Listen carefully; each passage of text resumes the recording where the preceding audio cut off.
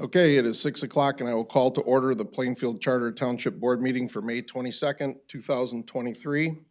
We'll begin our meeting with the invocation, immediately followed by the Pledge of Allegiance led by Susan. Susan? Father, we gather this evening to conduct the business of Plainfield Township.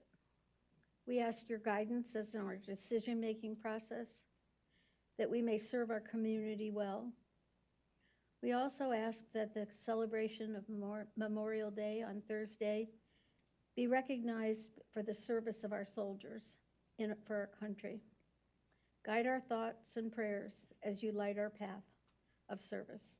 In Jesus' name we pray. Amen. Amen. I pledge allegiance to the flag of the United States of America and to the republic for which it stands, one nation under God, indivisible, with liberty and justice for all. Okay, thank you, Susan. Thank you, everyone.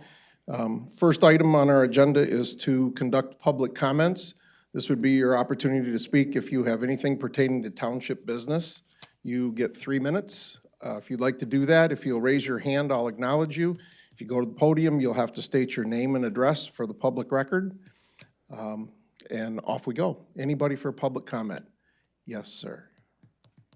Hello, Matt. You ready for me? I'm ready, Mr. Max.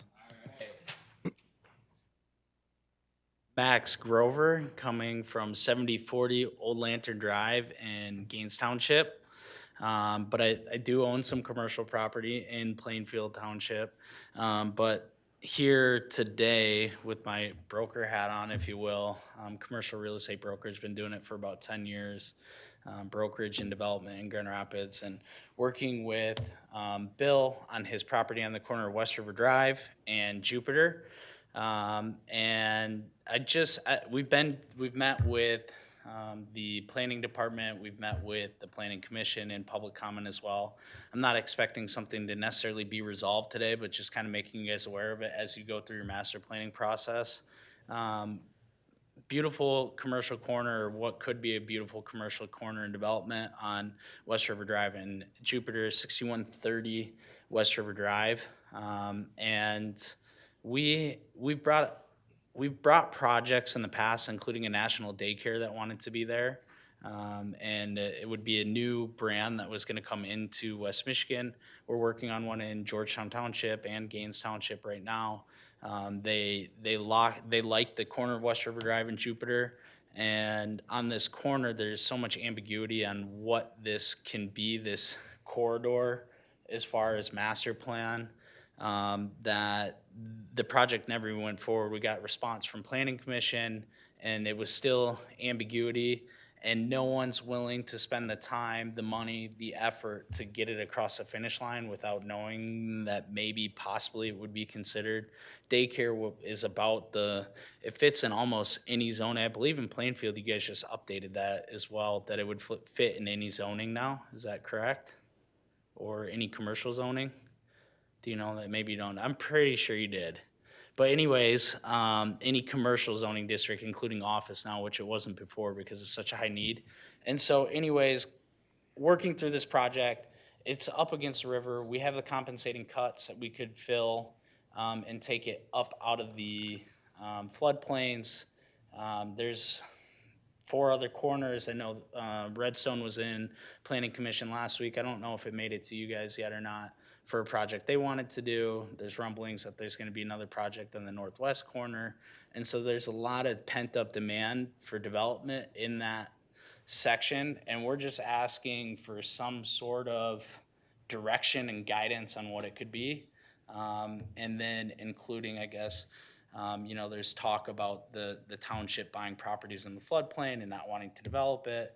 And that's been another thought, and maybe Bill would wanna expound on that, but like, okay, well, if that's the case and you don't want it developed, then buy it and I won't pay tax on it anymore.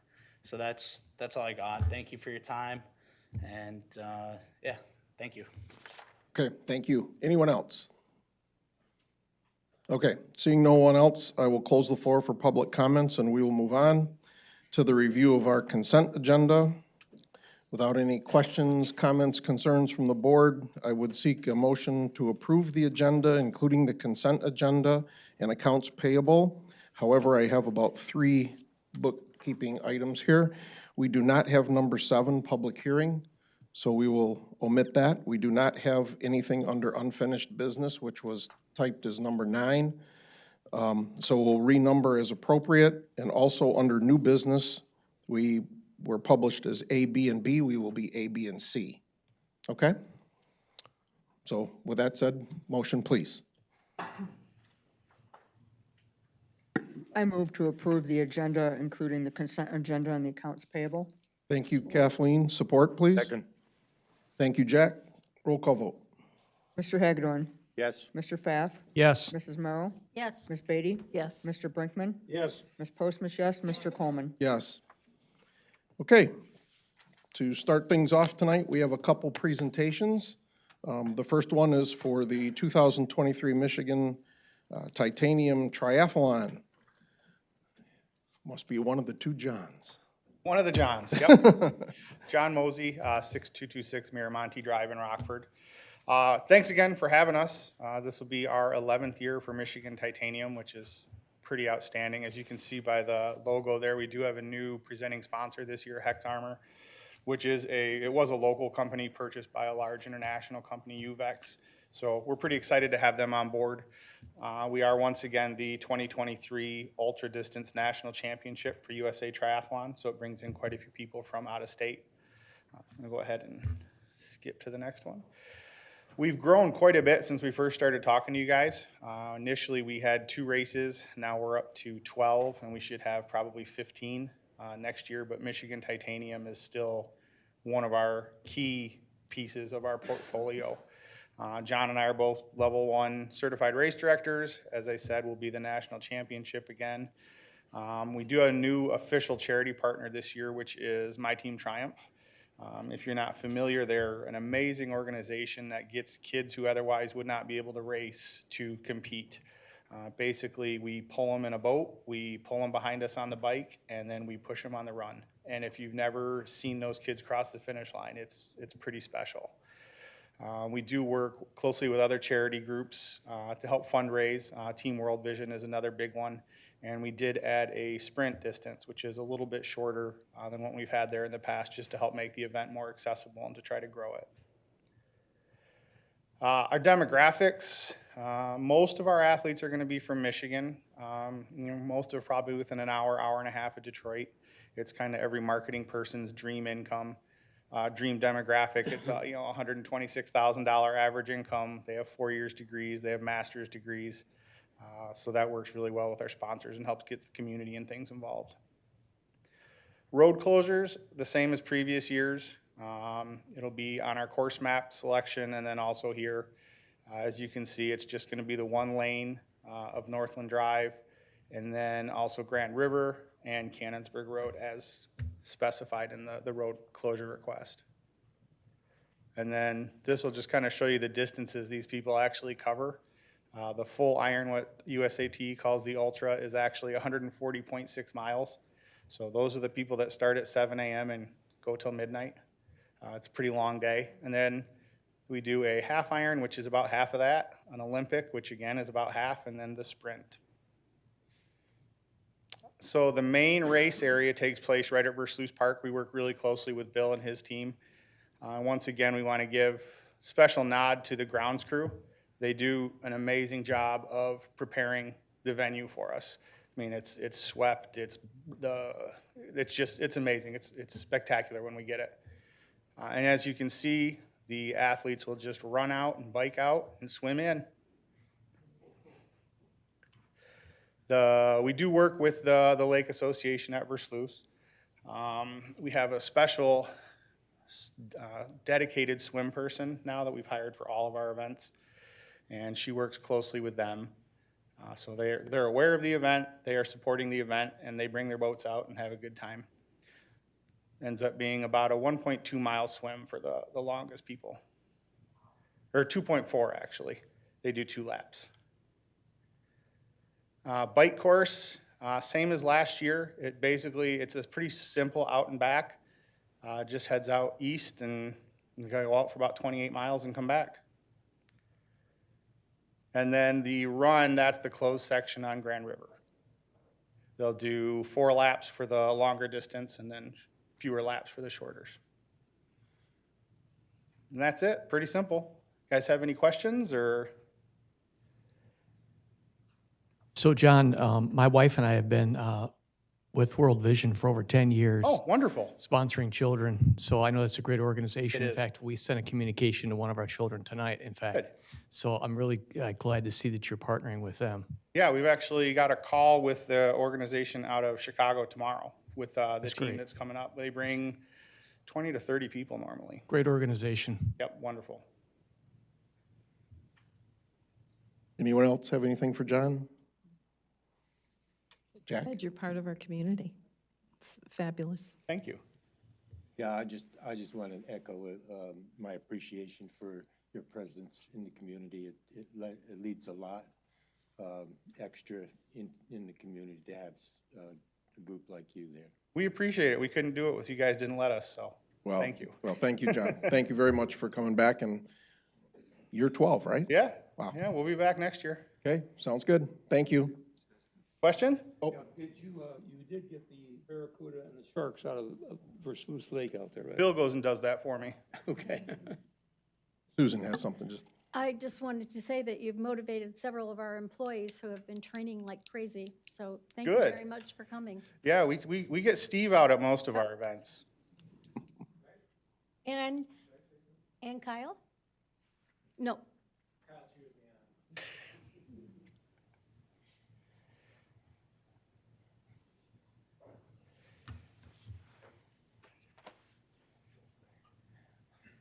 I've been participating in this event since 2015. Oh. And this is a gem for the township, along with the LPGA. But if they did high score, I could do that one too, but they don't do high score. So just the setup they have there, the information they get out, the emergency services they have lined up. This is a very, very well-run event. I wouldn't be participating if it wasn't. It is an awesome event, and I hope you continue to support it until we're all gone. So, Me too. Yeah, it's good. Good event. So. all right. Thank you, Chief. Thanks, John. Thanks, guys. All right. Our next presentation is for the 2023 Meyer LPGA Classic for Simply Give. We have Taylor and Kathy here this evening.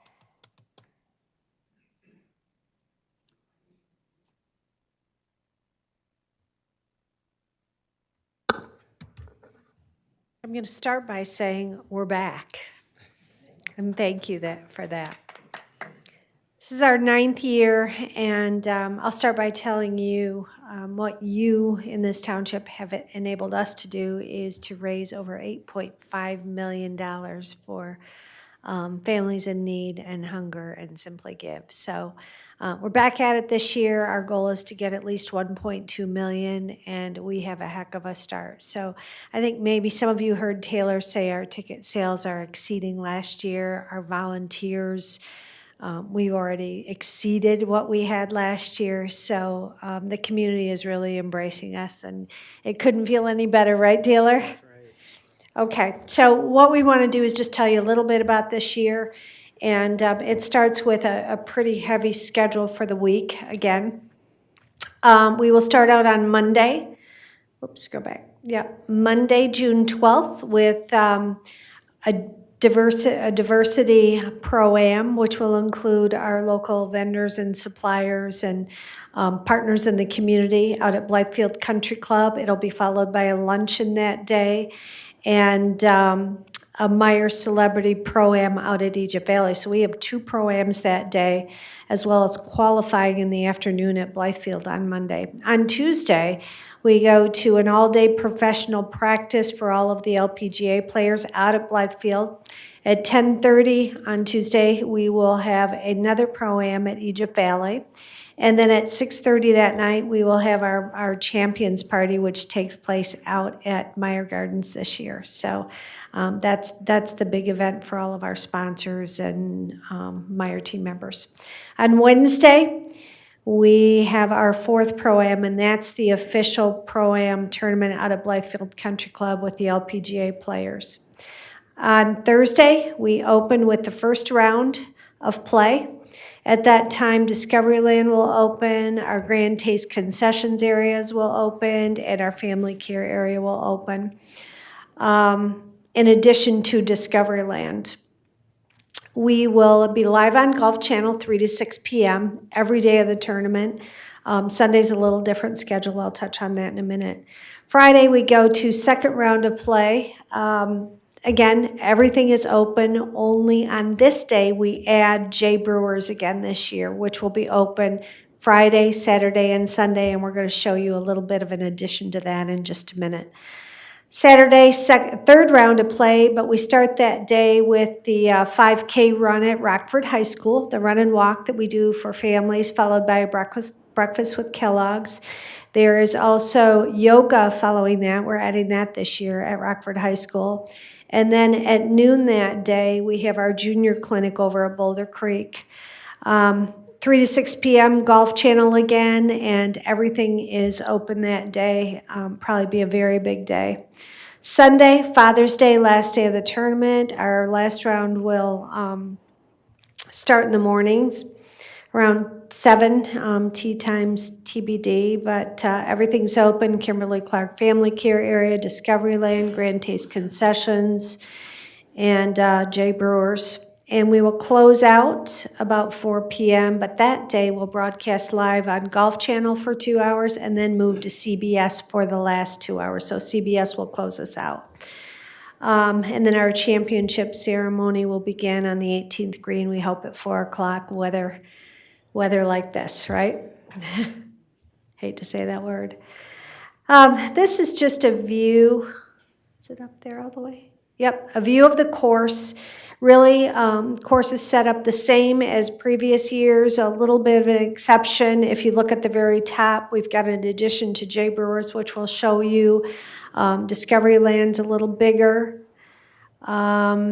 But our Grand Taste concessions, our 4 spots are still the same, 18 green, 18 tee, down by 13, 14, 16, and up on 10 by the clubhouse. These are our tournament holes, by the way, not the traditional Plainfield holes. Is it coming? Okay, this year, J Brewers, we started that last year. It was an amazing premium hospitality area with lots of diverse food, local restaurants, and all you can eat and drink during the tournament. J Brewers was named after Plainfield founder. We have now added Frederick's, which is named after our co-founder, Frederick Meyer. So we're adding that on. You see the small tent to the left. That will be there this year. It will be an area that will have its own beverage area, and it'll have kind of a restaurant-style seating area, but all food curated with Frederick's brand product and by our Meyer chefs. So that should be an additional big deal this year. There's a look at kind of the inside of that. You'll have a great view of golf from in there, too. Next is Discoveryland Family Care Area. We have 2 family care areas this year, one connected to Discoveryland that we're expanding this year, and another down by the river, the 14, 13, 16 area. And new for Discoveryland this year is we've doubled the size, and it's really more open air. It won't have the closed glass doors, which allows us to do more. We'll have Universal Studios in there with some fun things for the kids. Grand Rapids Public Museum is going to have activities for the kids. WIMI, who's on public broadcast here, and then we'll have food and other things, activities for the kids as they come in. Taylor? Yep. Hi, guys. So from a parking and safety standpoint, there's a couple changes we've made this year. We are adjusting some of our credentialed parking lots. Last year, we utilized the Northview High School parking lot for our credential lot, which is where our volunteers park, our staff, some of our operations team, kind of the people that are in first, out last. So we have been working with the Grand Rapids Gravel, which is located across the street from Plainfield, to utilize that space for our parking this year. And the advantage there is obviously proximity to the course, and being able to get everybody in and out of the course quickly. And we'll be utilizing our shuttle and parking group, same group as last year.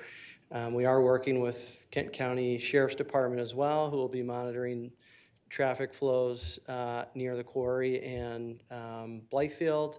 And then we'll have a private security team managing credential checks at the lot, and then a transportation team that will be managing bus flow and parking at the quarry.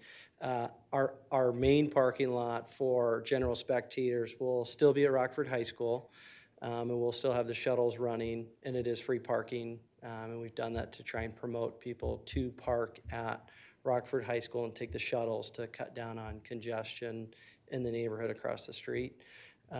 We also have worked with the Sheriff's Department, and they will be monitoring the neighborhood, and we'll have, no parking signs for anybody who wants to use, no parking signs for their yards. And we also have been doing rope and stake along Rogue River Road to prevent people from parking along the main road. And then Sheriff's Department will be staged in different locations on Rogue River Road as well. I think I touched on everything for parking and safety. Any questions? Any questions from the board? Excuse me, I have a comment. I appreciate, first of all, you're coming before us, which you don't have to do. And I do appreciate very much how you've improved it every year. That's very good. And Tom will have his comment later because I know he's been there. I have not missed one, and I don't intend to miss this one again. I appreciate your special Father's Day deal on Sunday, and I appreciate those who have served their country get in free too. That's good. And I live in Blythefield, and you've done a great job with parking there. Anyone else comment? No?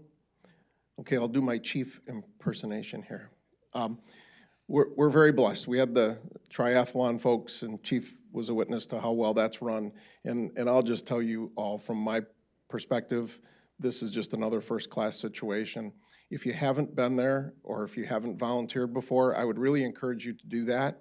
I'm sure even though they have good numbers this year, they could still use more volunteers. So if you have that opportunity, it's great.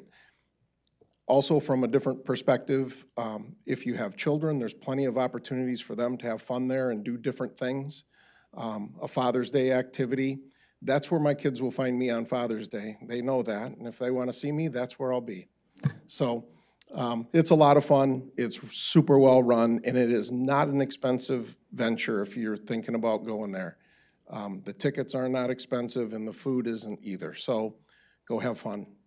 Enjoy the golf. It's really fantastic. It's a good show. Thank you, guys. Thanks again.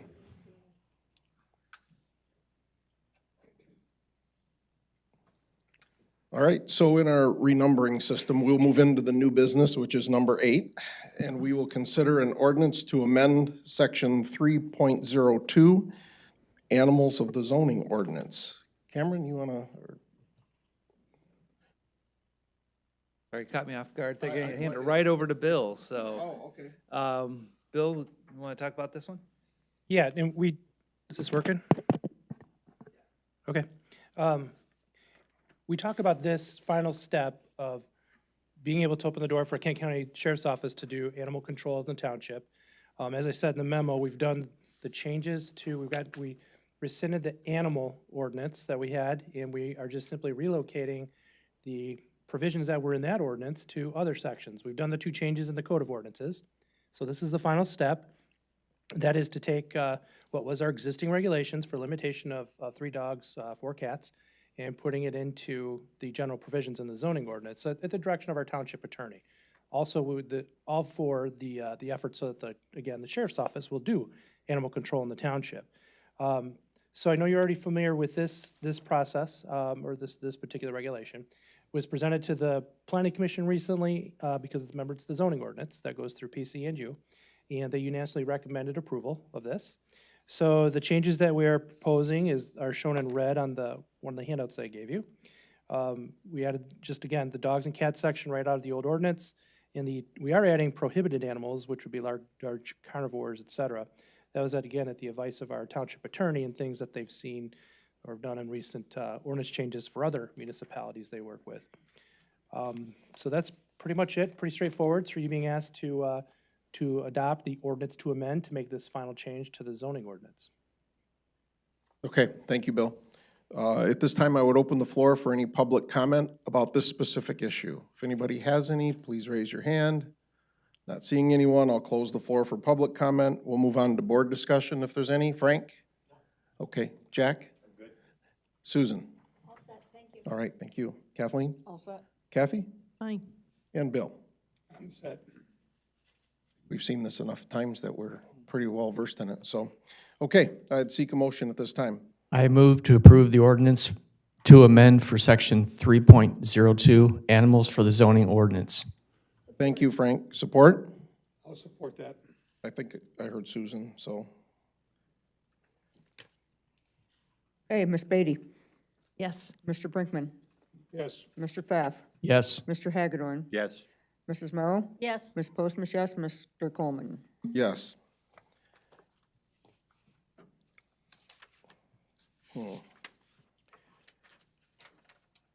Okay, so we have a little moving to do here on our, so item B on the agenda is to consider a petition from the property owners in the area of Cuts Hill Drive for Plainfield Township to petition the Kent County Drain Commissioner to explore the creation of a new or expanded county drain. Cameron? So we're gonna do that one. Well, on the agenda that was published, that's item B. Okay, we'll do that. I don't think we have the applicant for Fresca Lake anyway, so typically I like to put them earlier, but we'll go with this one, and then what's on the screen as a second B will be C, if that makes sense. I apologize for the mess up. I don't know why we got two Bs in the software, but. Not to be. Yep. Okay, so we're gonna talk about the Cuts Hill Drive area, and we refer to it as Cuts Hill just because that's a little easier for people to recognize that the location. It's a more prominent road, but really we're talking about a little bit bigger area than just Cuts Hill Drive. It really extends to the east. And we have talked about this a couple of times, but it's been a little while, so I'm just gonna give you just a little refresher here. The area along Cuts Hill, north of Rogue River, so we're north of the golf course where we were just talking about. There's a neighborhood largely south of Blythefield CRC here, and if you can see on the map, I'm kind of circling it. This dotted blue and white line is a drainage swale that the developer intended for the backyards of these properties. And some of it still exists today, 40-some years later. Some of it has been filled in. Trees have grown, fences have been added.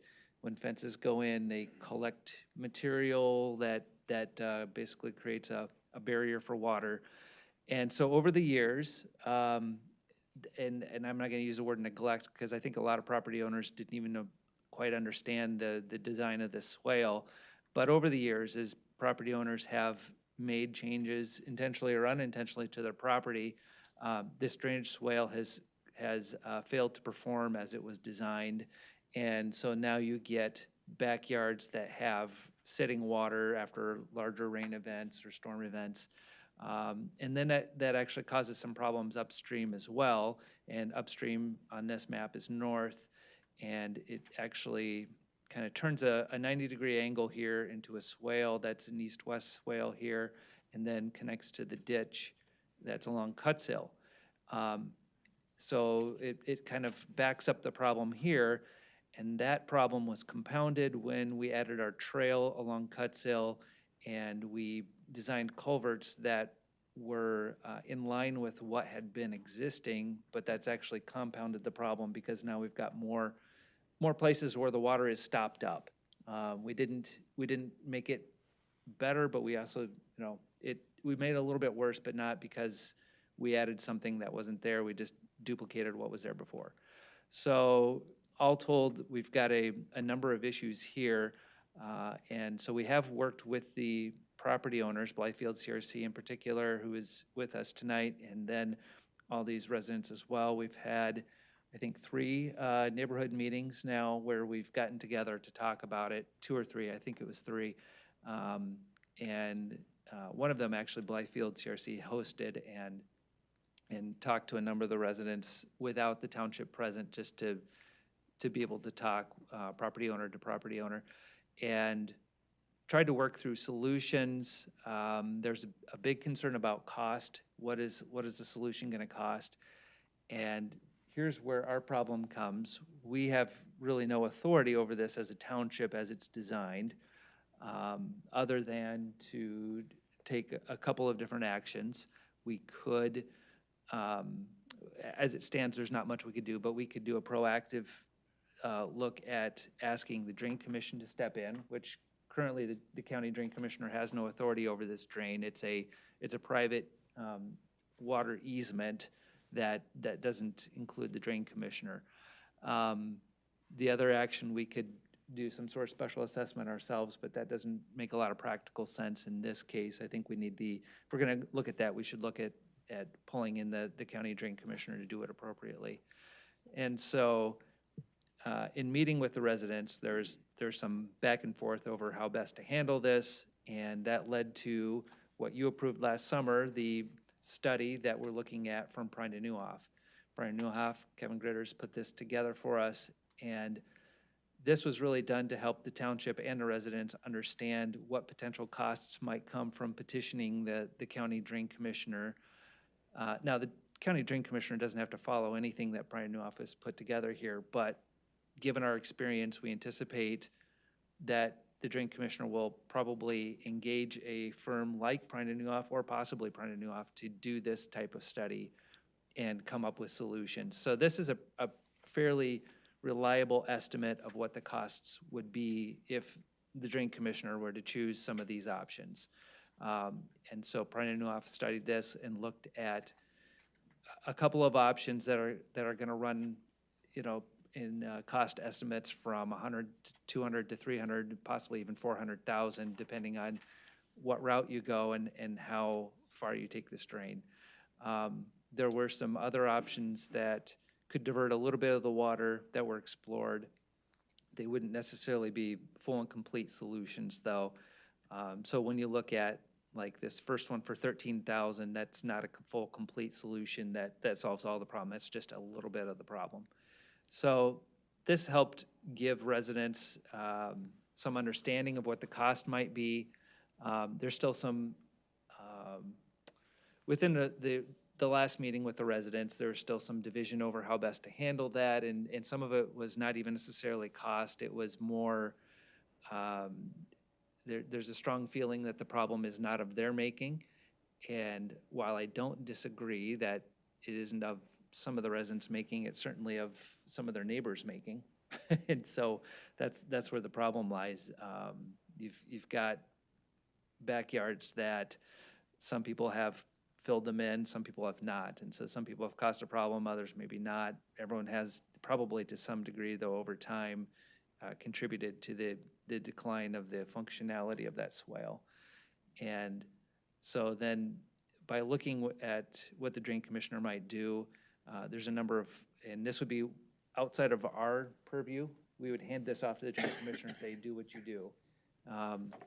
The Drain Commissioner might look at creating a brand new drain here, might extend the drain that currently exists up here and add this to it, or might say this isn't really necessary for a drain.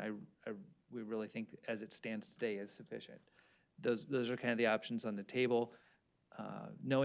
Working closely with the Drain Commissioner's office, I really don't think they'll opt towards the third one, but that's one that's on the table as well. So that's kind of an overview, a lot of information thrown at you really quickly.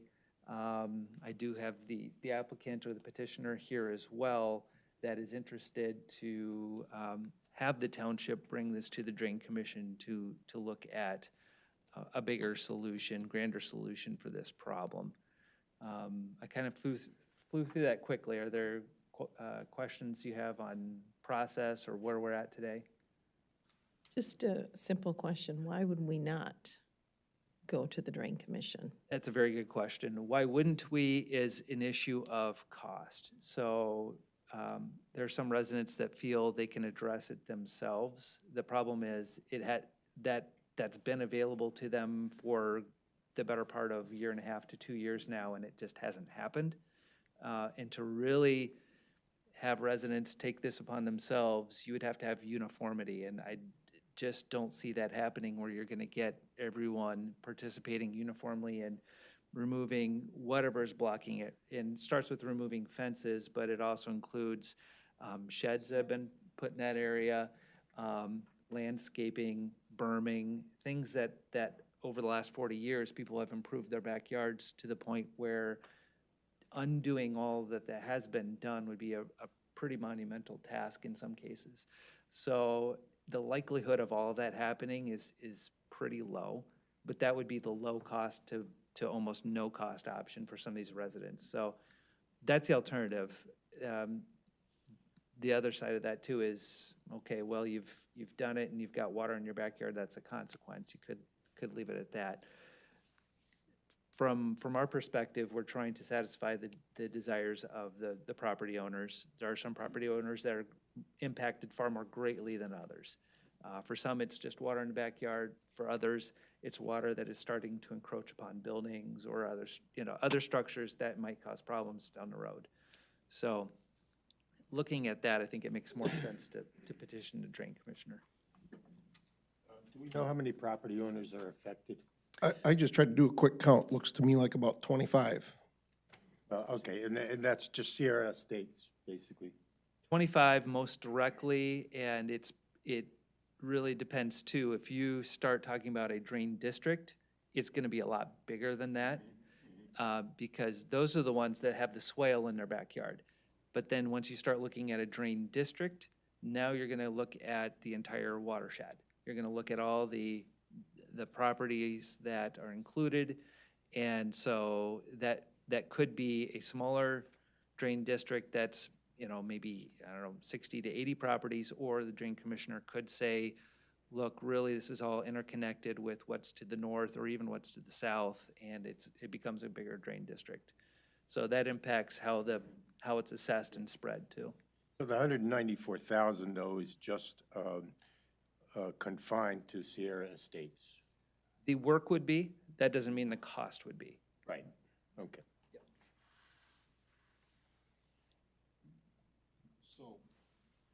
So process-wise, we refer this to the Drain Commission.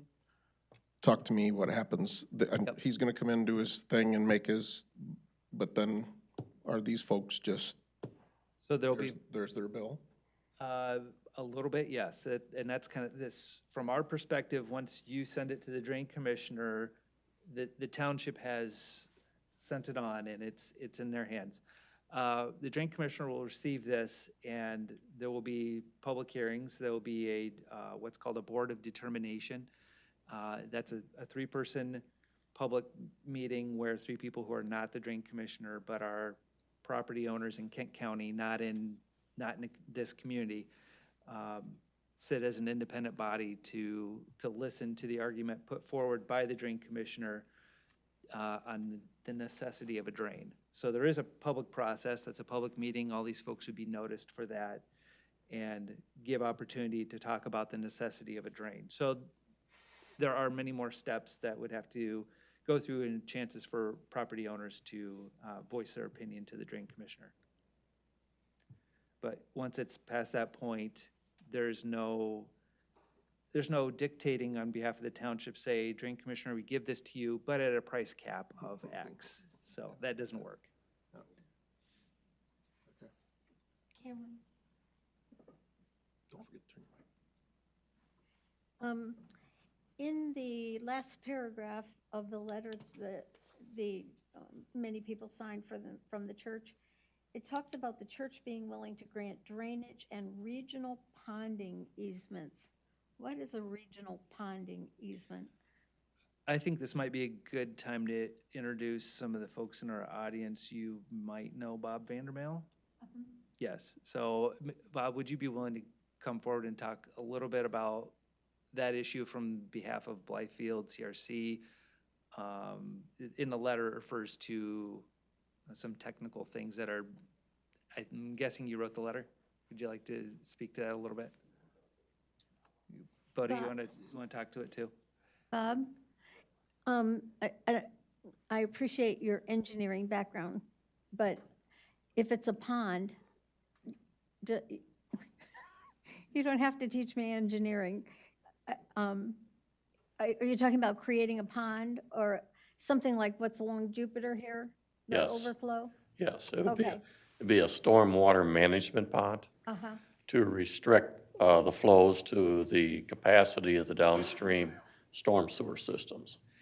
One of the outstanding questions is within Sierra Estates, the main inlet pipe for both the existing Sierra Estates plat and the properties to the north is an existing 36-inch pipe. Due to the upstream drainage changes, it's possible that may not be big enough. And if it's not, then the Drain Commission, if it goes forward as a county drain, would have that analyzed to determine whether or not another stormwater detention pond is needed to keep it within the capacity of that 36-inch. And the church property is located just north of Sierra Estates, and so the church would be willing to provide an easement for such a pond if it's required. That was the intent of that. So economically, it's better to establish a drainage pond than have to replace that 36-inch pipe? Very, very likely, because otherwise you'd be going through the middle of some Sierra Estates neighborhoods, not just backyards, driveways, public streets, to rebuild that whole storm pipe system. And then you got to consider, if you upsize all that, is the existing Sierra Estates stormwater management pond large enough to accommodate that additional flow and not flood out the downstream Blythefield Acres property? So it's a complicated system that would have to be looked at and analyzed and determined. So if, as an option, they needed to do it, the church is willing to grant an easement for that effect. I apologize. By way of introduction, some of you may not have worked with Bob in his time with Prine Newhoff. He was the project manager for Plainfield for a number of years as well. So he's quite familiar with a lot of this area and a lot of these types of solutions. So Bob is here now, not representing Prine Newhoff, representing Blythefield CRC. As a member of the church. Yes. Not wearing an engineering hat. Yes. But it's hard to take it off, right? Yes. Bodie, do you want to add anything? I'm Bodie Sniller. I'm the council president for Plainfield Christian Reformed Church. It was almost a year and a half ago we started down this path with a meeting here that occurred at the Township, and where opinions were expressed and people left, and then nothing happened. So the church followed up and had a meeting with the Township and the Drain Commission and everything, and said, what's the best route to handle this? And when I say this, I want to put on a hat that includes both Blythefield and the Sierra Estates residents. We didn't have this problem before ravines went in. Let's be clear, okay? The problem did not exist. The problem is not caused by global warming. The rainfall, last time the rainfall was above average was back in 2019. Okay, that being said, Ravine has an approved drainage plan. So we're left dealing with the fact that we have overflows which are now occurring. Now, the church is the one who is most dramatically affected by this. It floods up into the parsonage yard, right up almost to the front steps of the parsonage. When we met with the neighbors, we wanted to do that because that water has to go somewhere. And we knew that they were having problems with drainage down through that old drainage swale that Cameron has said. So we met with them and asked that the drain district be formed, and that's where the first letter came from. And since that time, I know there have been a couple letters from the residents. You know, one after we had another meeting here, and they said they were going to clean it up. After that meeting, I had written a letter to send to you because we hadn't communicated directly with you. The day I received that letter is the day we received the second letter. You received the second letter, so from the other residents, basically taking what I'll call a not in my backyard approach. In other words, let's put it over on the other side of the street and don't bother me with it. That causes a problem for us because as the church, if people upstream have supposedly done everything right, and the people downstream haven't had the issue, but have a legal obligation to maintain a drain, and nobody's doing anything, the church is the one that's affected. My whole comment going into all of this was just one thing. Doing nothing is not an option. So I'm glad that the township is willing to consider this and see if we can move this forward, get it in the hands of the Drain Commission, who does this stuff and can come up with a plan, and there are steps and checks and balances along the way, you know, to determine what's the best for the overall community. Bodie, and I would add, they've been abundantly patient with us as we work to try to get residents on board with this plan as well.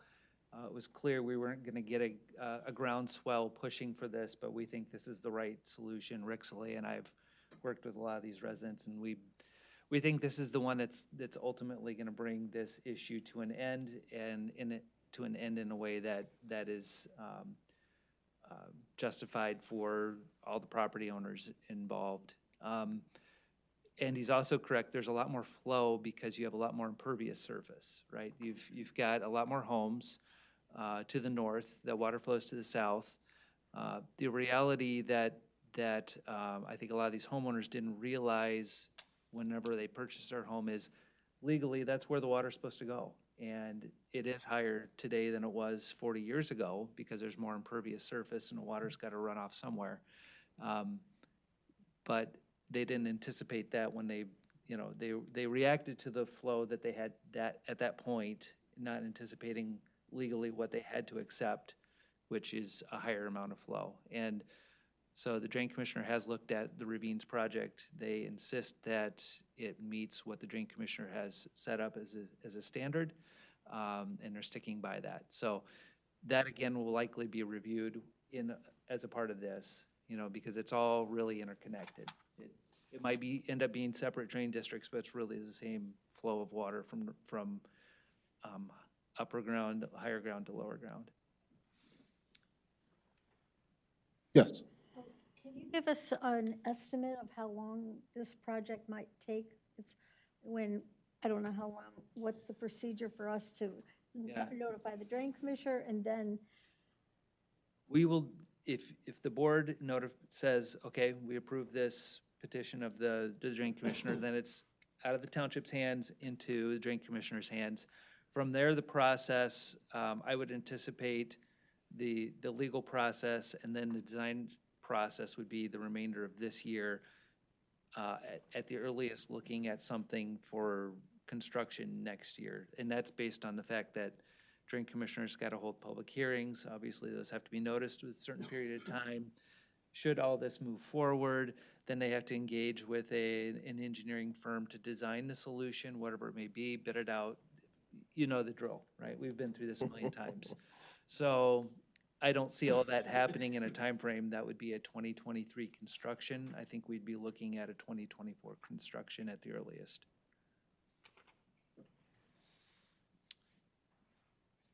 Okay. Anybody else have anything rather than me do the roll call? Are we kind of good here? Okay. How about a motion at this time? I move,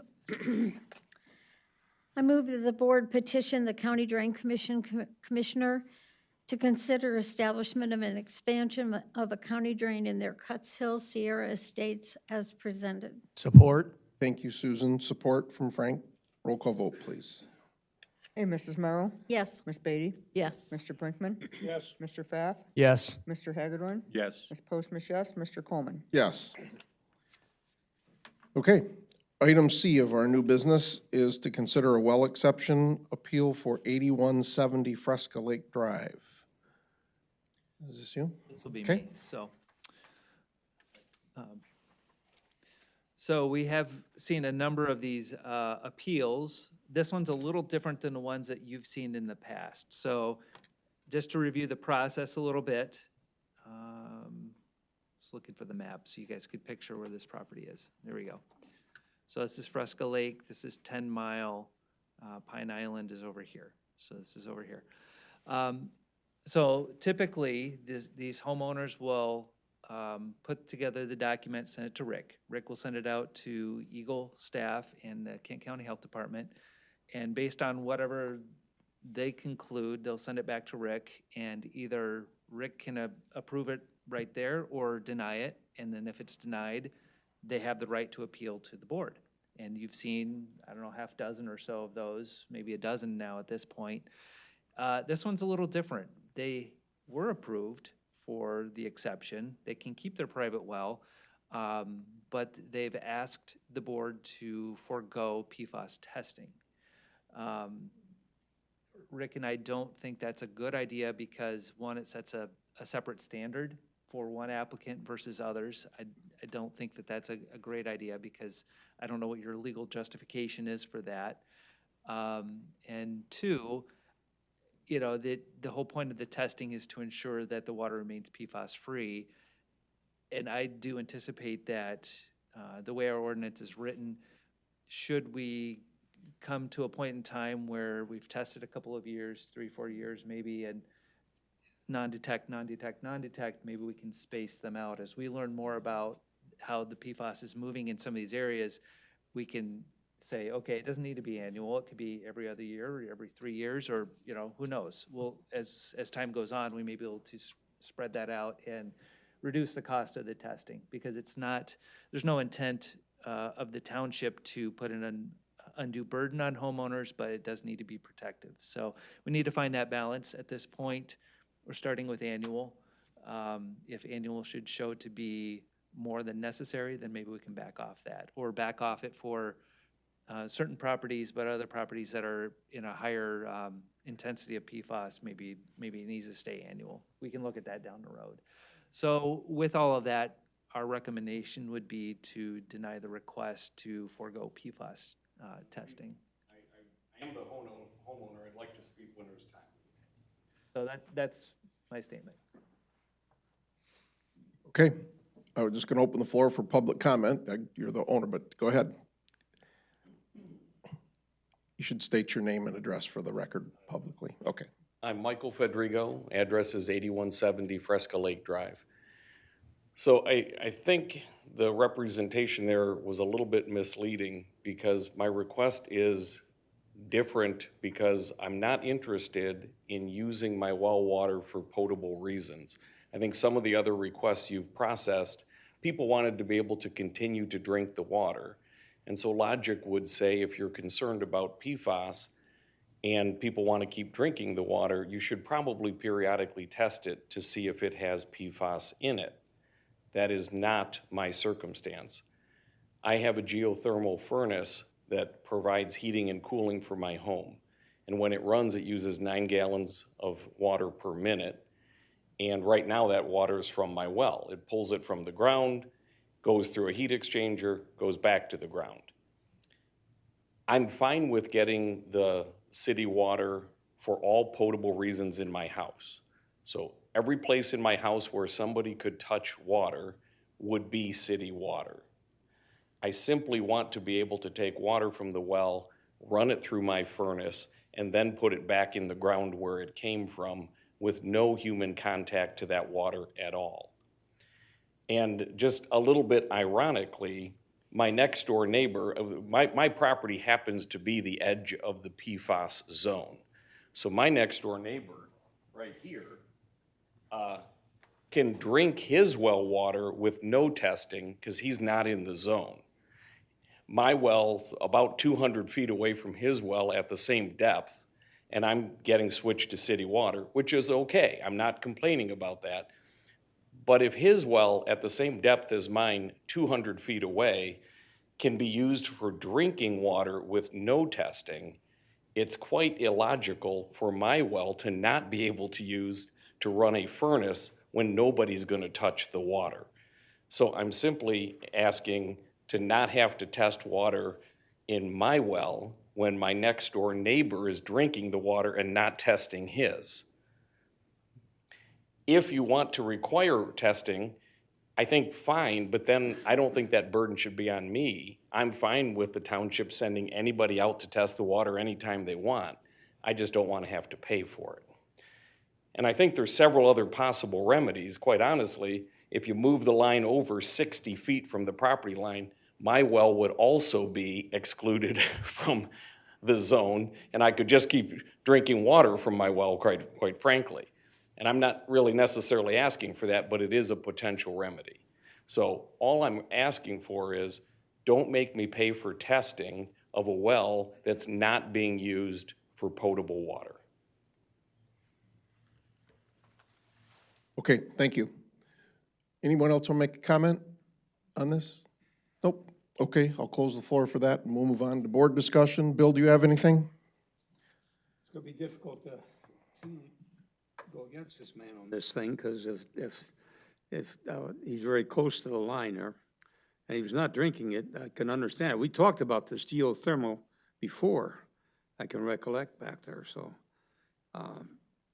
Bill, I think I should clarify, no one who's been given exception may use it for potable water. So just to clarify that, anyone who has an exception is only using it for geothermal or irrigation. No one is using it for potable.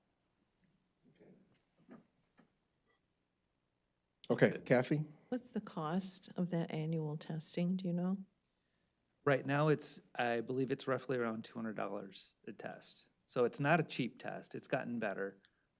But yeah, it's certainly a costly test, and so we don't intend to test for PFAS when it's not necessary. Kathleen? All set. Okay. Susan, do you have anything? I'm set, thank you. Okay. Jack, do you have anything? Yeah. For me, at least, I don't know about the other ones, the reason for testing is not so that you can tell whether your well has PFAS in it, but the reason for testing is to find out overall whether that groundwater is moving and whether at some point the PFAS would move with it.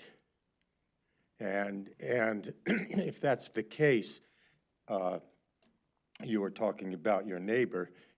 If that's the case, your neighbor may very well have PFAS water in them 5, 10 years from now. We don't know that. That's part of the problem. We don't know that.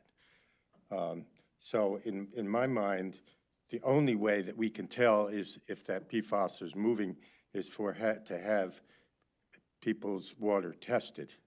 And I know you're not using it for potable purposes, but I'm not concerned about whether you're drinking your water or not. I'm concerned about that underground movement of water, and I think it's important for us to know that is not moving in a place where we don't know, we're not aware of. May I respond to that? I think Cameron had something to say here. I was just going to add to Jack's comments, and Eagle's concern is beyond that especially some of these geothermal are high capacity, and they're concerned that it is potentially pulling water that could create movement of the plume, which could then contaminate groundwater in that area, and even if no one's drinking it there, it could be that next well over could be contaminated. So that's the concern there, and the rationale for the continued testing. Yeah, and I had forgotten that point. We had talked about that previously, and I think that's a valuable point. Okay, thank you, Jack. Frank?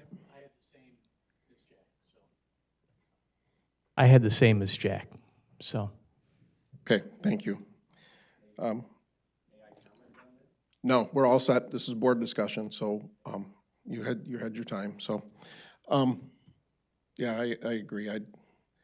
We've established procedures and so forth, and we start waiving them, then we start asking for trouble all around, so. At this time, I'd just seek a motion. I move to deny the request to discontinue PFAS testing in the private well located at 8170 Fresca Lake Drive as presented. Support. Thank you, Jack. Support from Frank. Roll call vote, please. Mr. Brinkman, Yes. Mr. Hagedorn, Yes. Mrs. Merrill, Yes. Mr. Pfaff, Yes. Ms. Beatty, Yes. Mr. Coleman, Yes. Ms. Postma, yes. Okay. Item 11 on our agenda is Cameron's comments. Okay, 11 or different number on some? Oh, yeah, that's right. Let me, 11 or 9? I think that becomes 9. I'm sorry, revised number 9. All right. A couple items to bring to your attention. You may have read this in the update. The trail projects will be starting soon. So notices have gone out to residents that the Jericho Trail and the Airway Pathway will be starting as soon as school gets out. Both are close to high schools, so we definitely want to time that until school is out. Both projects should be starting soon after that, and excited to see both of those as they both have been long requested. As long as I've been here, folks have requested trails in those areas. So excited to get those projects underway. In a couple of weeks, we also have our next Developer Day. So the Right Place is hosting another opportunity for developers to come and tour the neighborhood. We're going to be a part of the tours again. This time we're going to be part of one called the North County Tour. And so we'll start in Plainfield, and it's going to continue up into Cedar Springs, and then loop back into Sparta on the way back to Grand Rapids. So participants can choose multiple bus tours. There's one that's going to be focused on Grand Rapids sites, one on, this year I think in Walker, Kentwood, and Cascade maybe? Yeah, close enough, right? General Grand Rapids area. We're going to be part of one that's the first time they've done a multi-community tour, and that's really to try to bring in some of the smaller towns that are a little bit further outside of Grand Rapids into the mix as well. But we're happy to be selected again to do this. We did this last fall. Tom joined us on the bus, and what the Right Place told us, they like having a situation for a developer where they've got the city or township manager on one side and the mayor or supervisor on the other to show that balance of support that they've got. They've got the administration working on this, and they've got the political support as well. So I think we had a good show last time. We're going to probably get a little bit different crowd, I would imagine, this time, because in the fall, there were people who picked one community and said, well, I wanted to see the others too. So Right Place said, we'll do it again. So we're going to do that and show off the Plainfield corridor again and show some redevelopment sites. Final note, don't forget, the next 2 months, we're going back to one meeting. And then in August, we jump back to 2 meetings. So I will make sure that everyone's getting the notes on that. But August is when we will do our first budget workshop for the second meeting. Bill, maybe we could do some food for that one. You'd asked me earlier today if there's dinner tonight, so. Yeah, I'm just checking on you on that time. So we'll plan on that in August, but for June and July, we're back to one meeting. That's it. Okay, thank you. I'll do the right number. Number 10, board discussion. There we go. Susan, do you have anything? I just want to tell everyone that Mill Creek Days is on the roll right now. We have a group of about 15 different people serving on the committee this year. It's very, very active, and the DDA is financing a whole bunch of projects that will bring an interesting event for 3 days, August 10, 11, and 12. On August 10th, we're going to try something called Market Day at Mill Creek. And it's going to be the first time that Dwight Liddell Park and the Northern Pavilion, starting from the Northern Pavilion and going down the walkway on both sides, will be available for people to sell things that they want to sell. And we hope that we have fruits and vegetables, and we have farmers market. We're hoping to get the Tommy's Boats to put a boat over there for sale. As long as it's not garage sale stuff, collections or handmade things or things like that, on Thursday, August 10th. And there will be the people who want to participate will come and choose their own space right then and there. There won't be pre-assigned areas. So if you had an upholstery business and you had pillows and chairs and things like that, you would come and decide, this is where I want to put these things to sell. And the cost for a booth is $10, and that's being donated to Comstock Park Schools to help reduce their lunch debt. I believe it's about $3,000, and that's the goal of the whole Mill Creek Days. And then on Saturday, August 12th, 10, 11, and 12, on Saturday, it turns into Mill Creek Craft Day, and that's a specific, must sign up ahead of time. We're hopefully not having redundant projects of quilting. We hope to have about 20 booths. Again, it costs $10 to have a booth, and those will be pre-assigned so that we make sure that we are hopefully not having redundant supplies. And then with putting those 3 days on your calendar, I really would appreciate whatever suggestions you can make to anybody you know who can participate, because it's a first, and we really need lots and lots of help. And on the help side, I do not know how to use Google Forms so that people can fill in their names and it will automatically come to me. I don't want to do paper forms. So somebody started to help me, and they were very kind, and they did everything. So now I don't know how to make it operate. So if somebody can help me learn how to use Google Forms, then I can do the form for the market day. That hasn't been designed yet. So I need somebody to help me with Google Forms. Anyway, thank you very much. Thank you, Susan. Let's go back and forth here. Kathleen, do you have anything? I'm all set, thank you. Okay. How do you top that? Okay. I know Jack can. Go, Jack. You know me, I can't resist.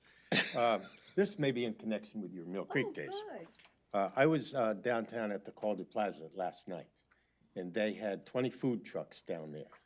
And it was quite a good deal. They also had live music, and a lot of people down there. And I don't know what the venue could be, but I would like to see something like that happen regularly in Plainfield Township. I think it'd be a good draw for people. And where was this again? And you'll feel, Downtown Calder Plaza, down Grand Rapids. and good news, they do have food trucks coming, and they have live bands and a beer tent. And a beer. Yep. Great. Mill Creek Days. Yep. All set, Jack? Yep. Okay. Kathy, do you have anything? I'm excited about the Right Place tour that you're doing, and, you know, if we could just get one building started on Reimagine Plainfield, I think we would be off and running, so I'm excited for that potential. Okay, thank you. Frank? Echo Kathy's Reimagine Plainfield. We get that going. That'd be great. Bill? First, I'd like to thank all the board members that are participating in the Memorial Day services this forthcoming Thursday. It looks like everything's coming all real good, especially the weather, and that's a real big thing. I got good news for Tom. Ben Green will be here to sing the national anthem, so you don't have to be a substitute. It should be, I've checked all the people, they're all coming out there, and it's gonna be real good. Now, Cameron, we probably will need the deputy sheriffs over there by the Oaks on Belmont. because they also have an event going that night. That's why they're not letting us use that thing there. But they may want to come over to our event, because I let them see the agenda, and there's lots of people that would like to do that, including a man by the name of Mr. Newhoff. You might have remembered him in his times. But it's going good. Everything's going good. Look forward to having a great event this year. And there's going to be a crowd, because we got the 40-piece band coming from Rockford. And our parking problem is always the problem there, and that's why we need the help with the deputy sheriffs. I always want to say county mounties, but it's deputy sheriff. And I've already talked with them a little bit, and I think you have too, so it's going along good. And hopefully the weather's going to be perfect. Okay, thank you. No tax information right now. Okay.